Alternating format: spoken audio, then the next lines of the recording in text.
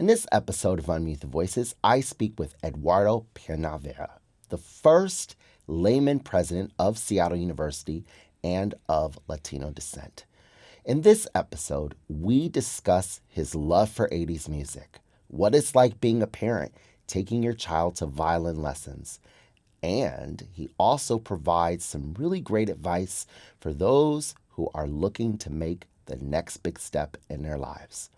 Join me now for this very special episode on Unmute the Voices.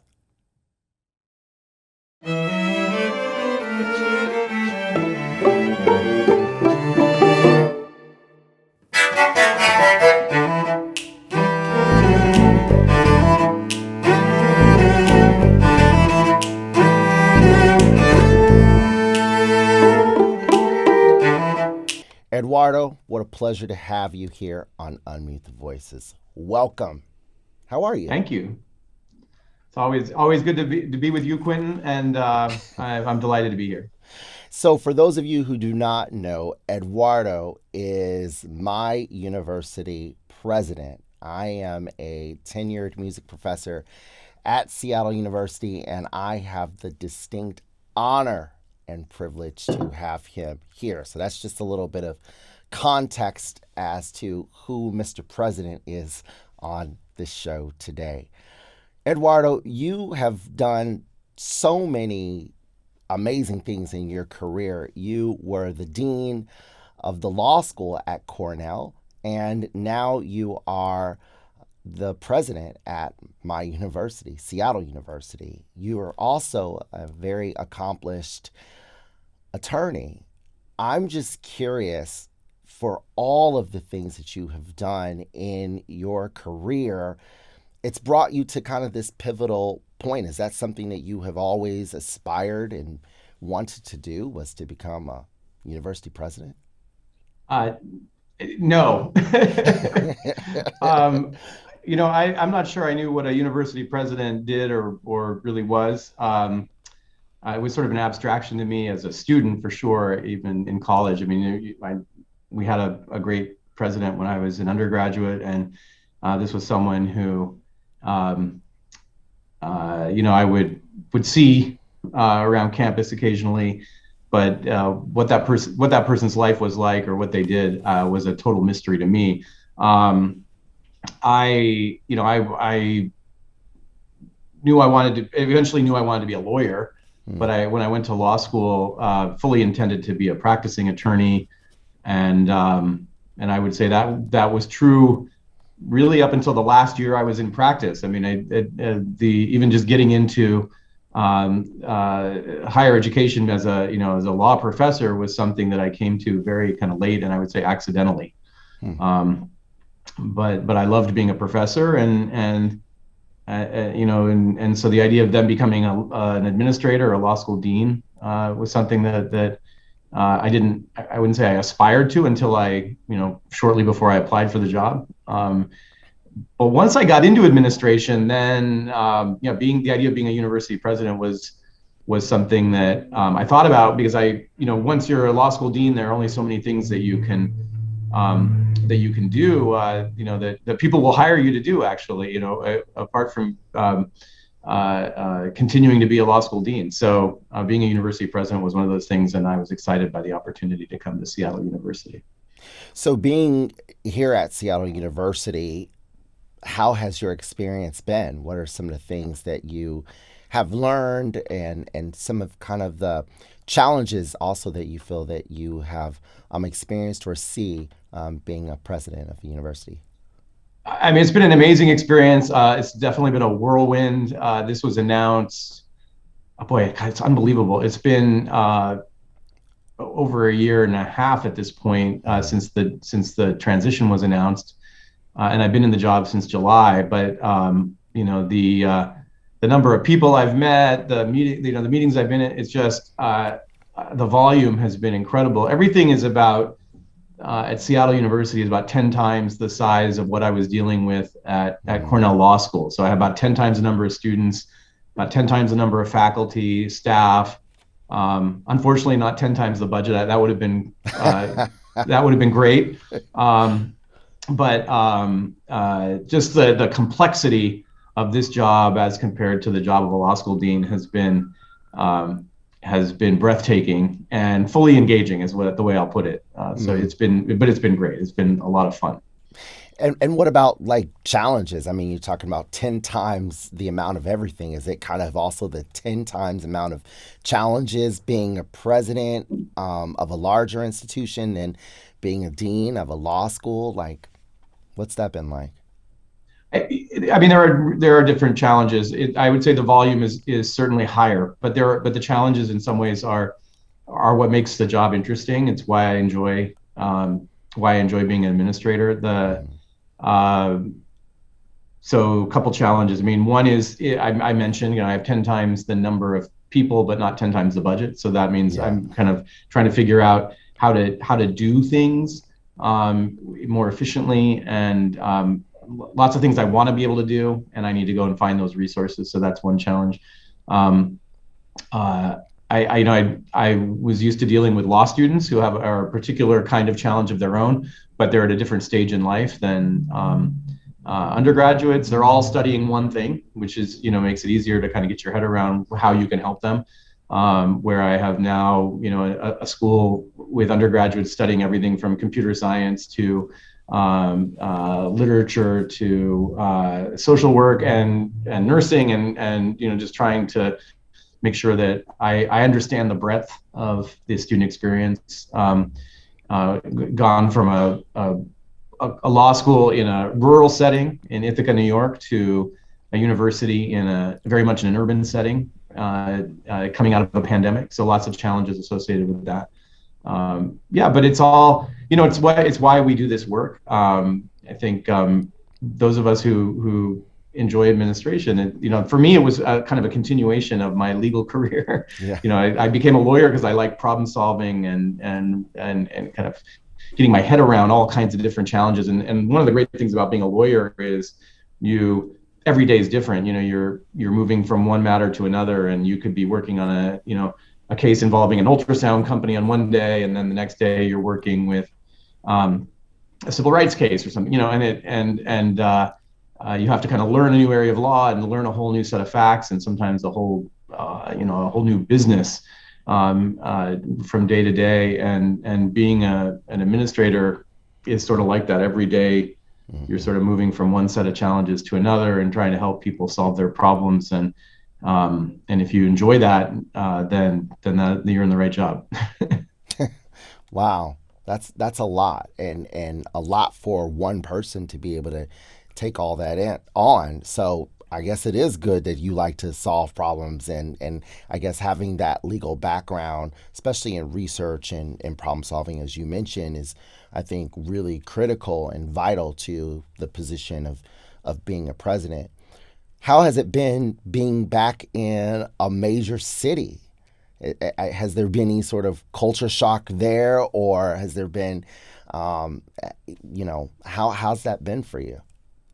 Well, I grew up in this area, and every year that we lived in Ithaca, we visit the Seattle area. My family's all still in Pierce County, so there hasn't been a year that's gone by that I haven't been here. And then, we even in Ithaca, we would get down to New York City quite a lot.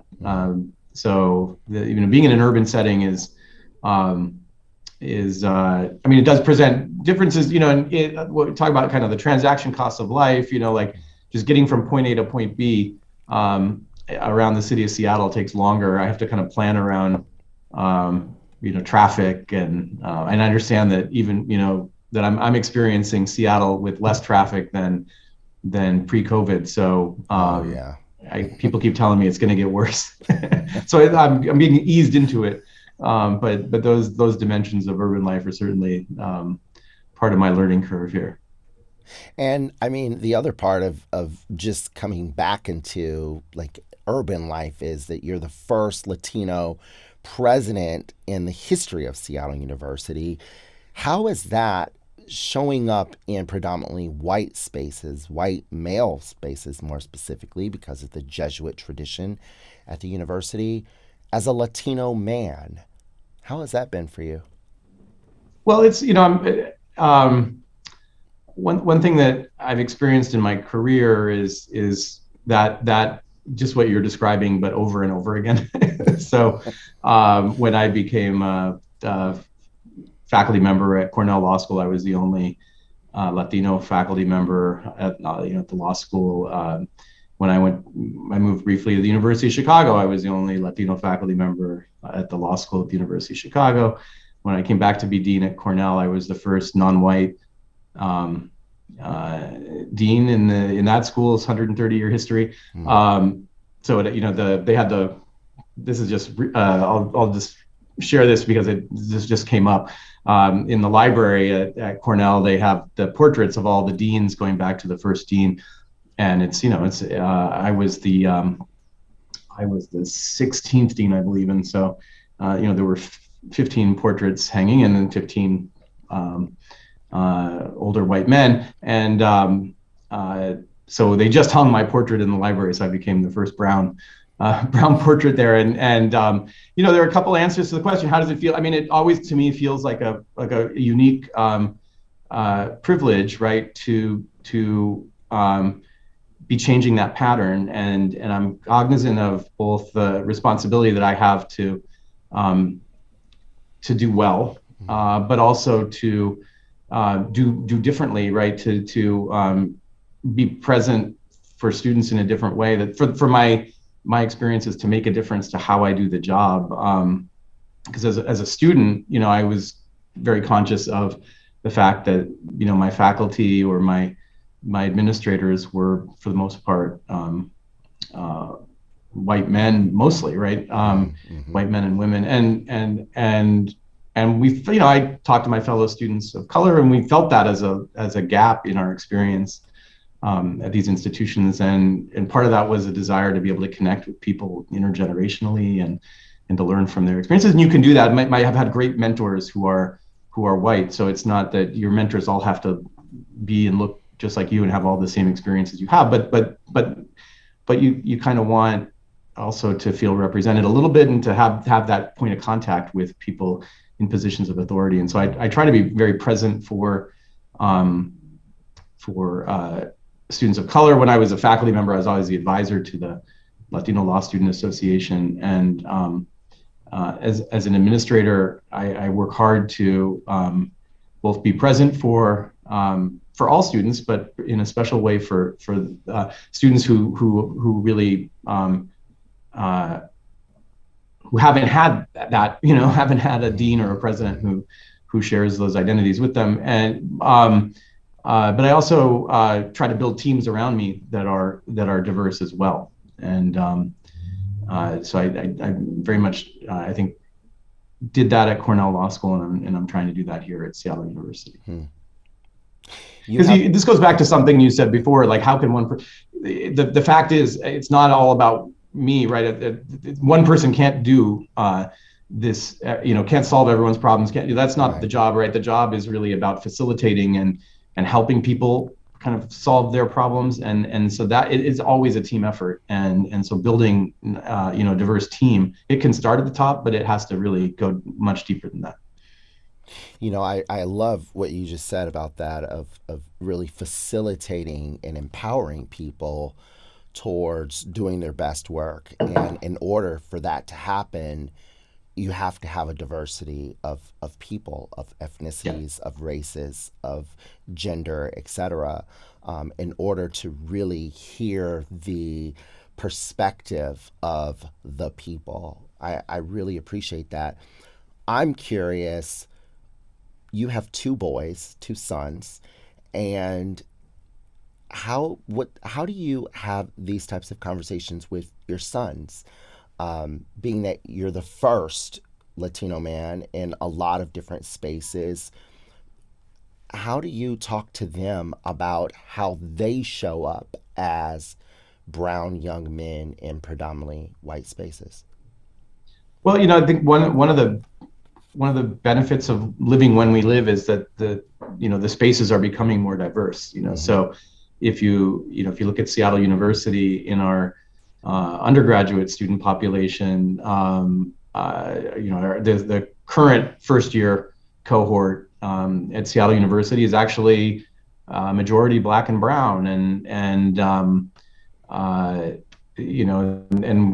the administrative team is becoming more diverse, and so every year that goes by, our society becomes more diverse, and the spaces where that used to be exclusively white are increasingly more diverse, and so the world that my kids are growing up in is going to be very different than the world I grew up in, and that you grew up in. And so that we talk about those changes because I want them to take note, that, I mean, they grew up, my older son was born in 2006. My younger son was born in 2008. So the only president they remember before the most recent one was Barack Obama. I mean, that was their world, right? Mm-hmm. Was a world where the president of the United States was an amazing Black man, and where the first lady was this accomplished Black woman, and they had these beautiful Black children. That was the first family that's going to be what they remember, right?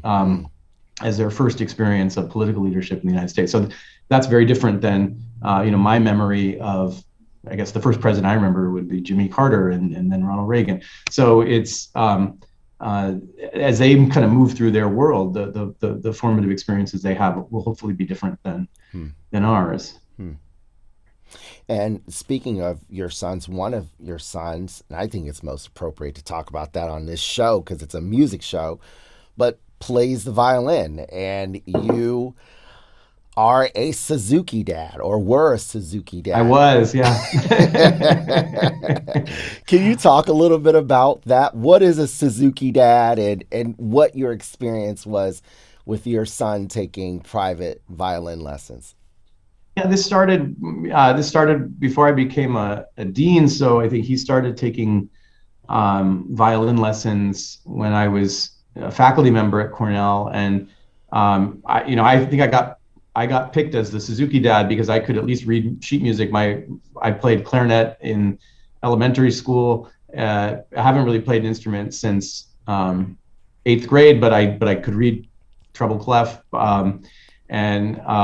So my wife said, "Okay, it's you." And so I took him, and being a Suzuki dad, the teacher, especially early on, the teachers are everything they teach the kid, they teach you, because then when you go home, you're supposed to sit with them while they practice and make sure they're doing it right. And it's everything from the bow hold to the how the violin sits on the shoulder to the different the different musical exercises they're working on, and that over time, I mean, we got well past anything I could help him with, but it really, Suzuki has this curriculum that goes book by book that has this. They have these Suzuki pieces that are just adaptations, often it's kind of simplifications of. There's a lot of Bach in there, but some pieces that Dr. Suzuki wrote himself, and they're kind of trying to teach them key rhythms and bowing patterns and things like that. And I never played a string instrument, so this was all very unusual and new to me. But I was able to kind of keep up a little bit through book one and into book two, and then once with the violin, the range is just so much greater than with the clarinet. So when you started getting into the notes where he's 4 lines above and 4 lines below the staff, it became very hard for me to really help him. But it was mostly about keeping him on point, making sure he was practicing, and then attending the lessons with him. It was a huge time commitment. I was able to keep it up actually until even into my early years as a dean, and then as my schedule got more packed, and eventually my wife kind of took it on. I still went to many of his lessons, but not as many as I had in the early years. So watching music lessons, your son go through that process, were there any sort of lessons that you observed or were able to take and apply it to your own career? Well, one thing I had a sense of great envy of him because the Suzuki method is very, and I think this is fairly controversial. You know about this more than I do. doesn't teach you to read music until later. Right. They start out, it's really memorization. Um, but then when you think about what it is, the experience that he's having, especially as you get into some of the later parts of book two, they're still not really reading music, but they're playing these, pieces. And in his mind, what they are really sequences of numbers, fingering numbers that he's remembering. And it kind of blows my mind. Like they can play these pieces that could go, 5, 6, 7 minutes, and he's remembering patterns of numbers. And I was just often as I was sitting there in the lessons watching him thinking, think of what this is doing for your brain development. Just the discipline of that. Because I really I have a pretty mediocre memory. I just think like this, like just the and you hear about, I mean, I knew this from people I had met before in my life, that exceptional musical talent and exceptional math skills often go together. And people, I think, are always, they're not always, but often puzzled by that. Like why math and music? And obviously music has a kind of mathematical quality to it, and the pattern recognition and the all the kind of, he's not going to, I'd love it if he could be a professional musician, but he's probably not going to be a professional musician. He doesn't practice enough, for one thing. But just the positive impact of those lessons, the discipline, the way it stimulates your mind, I think is so amazing. And I was envious that I just didn't have that experience as a child. Well, do you listen to classical music at all? I do. I love classical music.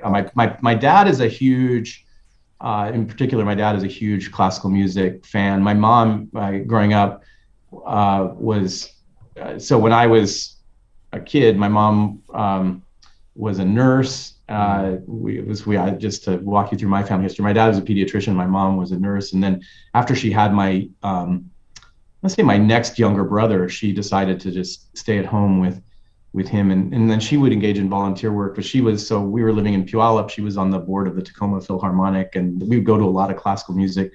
My dad is a huge opera fan. He loves opera and ballet, actually. So he had season tickets to Seattle Opera and to Pacific Northwest Ballet, and he would go up. Occasionally I would come, but those were more grown-up things, especially in, the opera. So occasionally go see that, but it was around all the time. That was the music that they were playing as the kind of soundtrack in our home. So I've been around it a lot, and I have this fantasy that my kids will, would be able to play. You could ask my kids, I'll tell them, my funeral, you're going to play this piece. It's a piece by Mike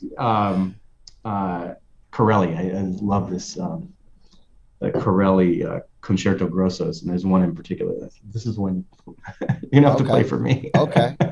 Well, I'll hook you on to something. There is a Cuban composer, late 18th century, early 19th century Cuban composer, Jose White, that I want you to look up, who was a 19th century composer, brilliant violinist, and was contemporaries with Vieuxtemps and Wieniawski and all kind of the Paganini, all of the more prominent violinists during that time, who were all concertizing. His music is fantastic. It's quite lyrical, but also extremely technical and virtuosic. So that's kind of your assignment, is to listen to the music of Jose White, and also to tell your dad to listen to our radio show of Unmute the Voices, which is every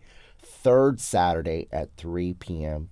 Pacific. He may already listen to. He's a big King FM fan. Oh, so there you go. There you go.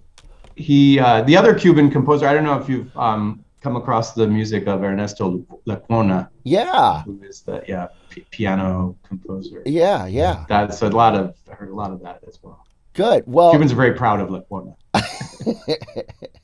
So, outside of classical music, what other types of music do you like to listen to?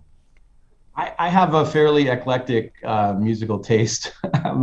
my kids, my kids don't love it.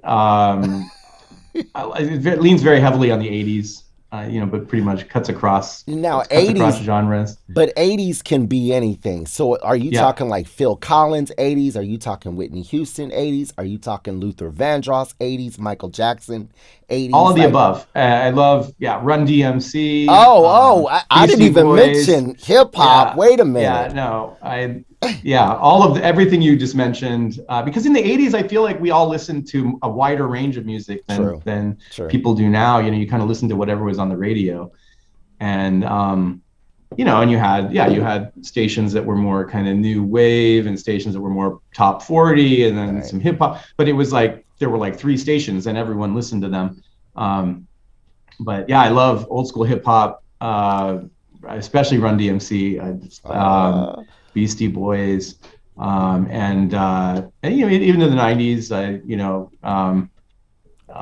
and I listened to a lot of when I was in high school. Listened to a lot of uh, alternative music. So I was mm. into the Smiths and the Cure Oh, okay. and uh, that kind of thing. So um, Did you know how to break now I like dance? now it's like nostalgic and so I guess I listen to it in that way. And then younger people, it's cool to like some of these things again, but I just like it because it reminds me of high school. So That's cool. So let me ask you, did you know how to break dance back in the day? I took a breakdancing class. I grew up in Puyallup, so it was not. And I think about it now and I cringe, but at the rec center, my mom signed me up for a breakdance. I did learn how to do a backspin.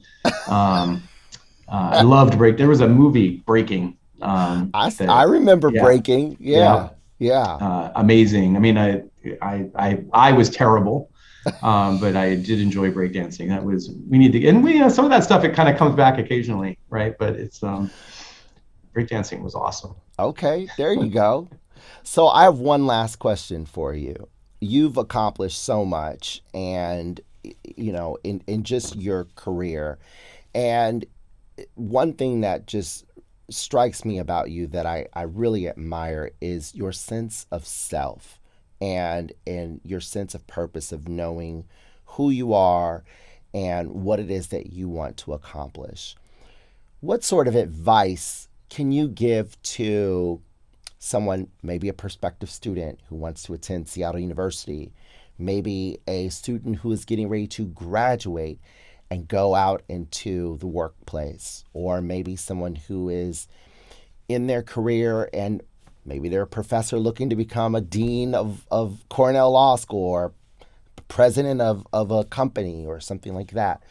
What sort of advice would you give to anyone who is, quote, seeking or looking for that next step? How can they stay centered with who they are as an individual while trying to achieve a goal or achieve a lifelong dream? What sort of advice do you have for them?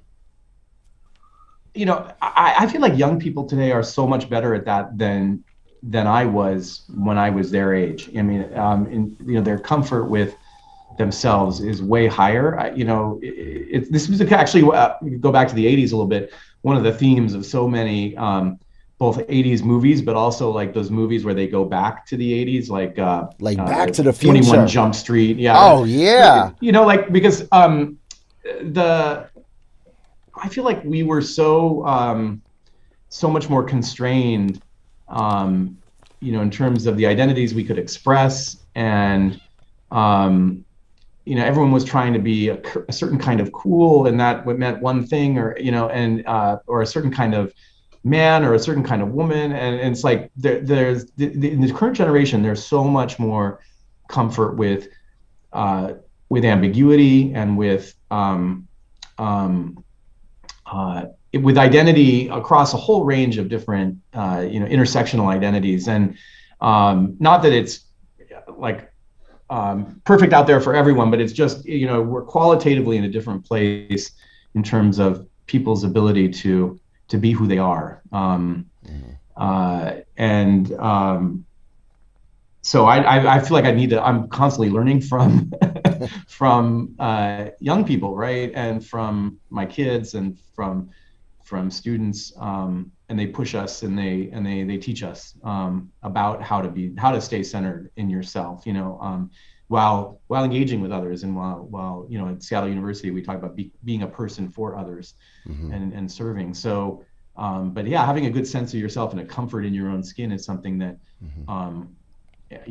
is a struggle, and that's something I've hopefully gotten better at, but I'm constantly learning and learning from. One of the great things about working at a university is the way that we learn from our students, even while we're teaching them other things. So that doesn't really answer your question, but the piece of advice I'd offer for any seeker generally, apart from that, is to really be comfortable. This is something that I regret in my own life not doing more of, but to be comfortable seeking out conversation with people who are doing the things that you think you might want to be doing.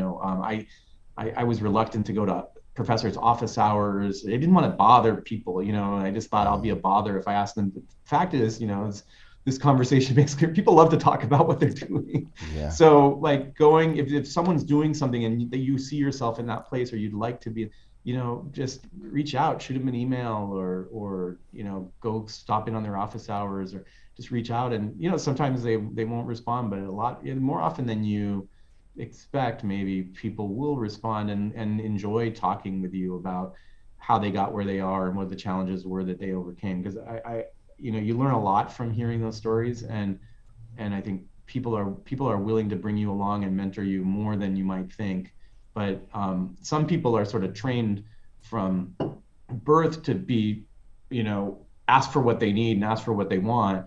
And I find that especially, first generation students of color are reluctant to ask, to say, hey, I would like to learn this, or I think I could use some advice here. They often suffer in silence, so that's my advice, is like, go out and ask for what you need. And if you see someone who's doing something that you're interested in, go and seek out some conversation with them, because I think we learn a lot from that. We benefit a lot from that. And if you don't seek it out, you don't ask, then you're much less likely to form those relationships and get access to that information. Wonderful. Thank you so much for that advice. So when I have some questions or need some advice, I'm calling you. Yes, absolutely. Absolutely. I love it when students, every once in a while, someone will email me and they'll want to talk about, being a lawyer, or what do I have to do to get ready for law school, or what is this clerking thing? And I mean, it's like a break from my day to day, and I love to have those conversations. So, and I know a lot of people feel that way. I always, when I was a professor, I always have my office hours, and so often no one would come, and that was kind of a downer. I love when people come to my office hours. Yeah. Thank you so much for being on the show. I really appreciate it. Thanks for inviting me. It's been fun. Gosh. Always great to talk with you. Absolutely. It was great to get to know you, and thank you for just taking the time out to share a little bit about your life and allowing us to just get to know who Eduardo is. Thank you. Thank you for the important work you do. Oh, pleasure. And thank you also for watching this episode of Unmute the Voices. I'm Dr. Quinton Morris, your host, and until next time, have a great day.